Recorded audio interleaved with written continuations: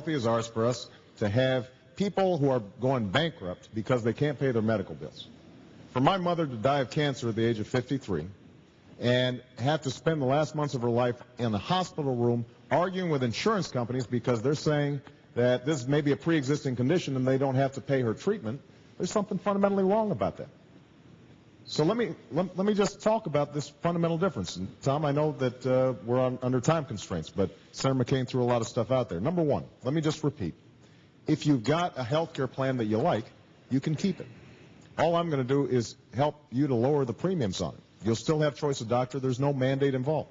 Small businesses are not going to have a mandate. What we're going to give you is a 50% tax credit to help provide health care for those that you need. Now, it's true that I say that you are going to have to make sure that your child has health care because children are relatively cheap to insure, and we don't want them going to the emergency room for treatable illnesses like asthma.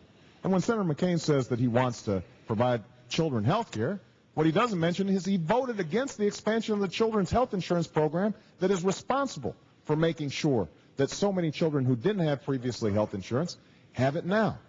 Now, the final point I'll make is on this whole issue of government intrusion and mandates. It is absolutely true that I think it is important for government to crack down on insurance companies that are cheating their customers, that don't give you the fine print, so you end up thinking that you're paying for something, and when you finally get sick and you need it, you're not getting it. And the reason that it's a problem to go shopping state by state, you know what insurance companies will do? They will find a state, maybe Arizona, maybe another state, where there are no requirements for you to get cancer screenings, where there are no requirements for you to have to get pre-existing conditions.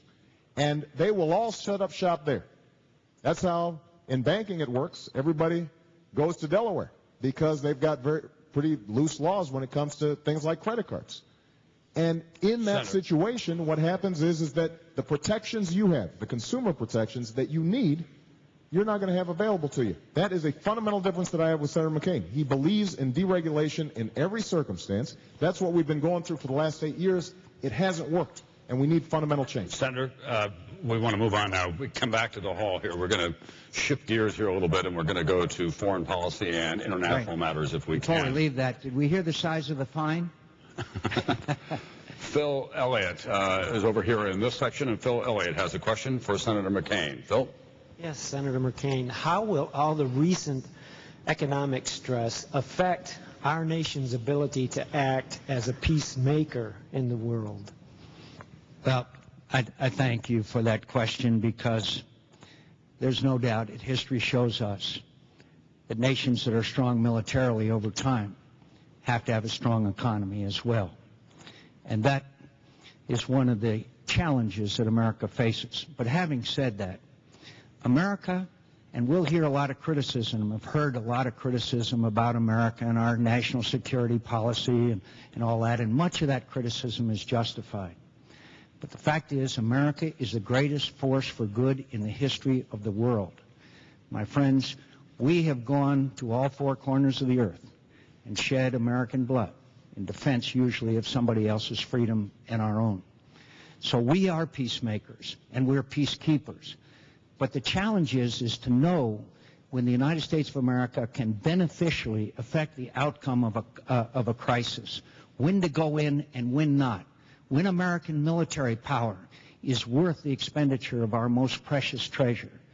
And that question can only be answered with someone with the knowledge and the experience and the judgment to know when our national security is not only at risk, but where the United States of America can make a difference in preventing genocide, in preventing the spread of terrorism, in doing the things that the United States has done. Not always well, but we've done because we're a nation of good. And I am convinced that my record, going back to my opposition from sending the Marines to Lebanon, to supporting our efforts in Kosovo and Bosnia and the first Gulf War, and my judgment, I think, is something that I'm a record that I'm willing to stand on. Senator Obama was wrong about Iraq and the surge. He was wrong about Russia when they committed aggression against Georgia.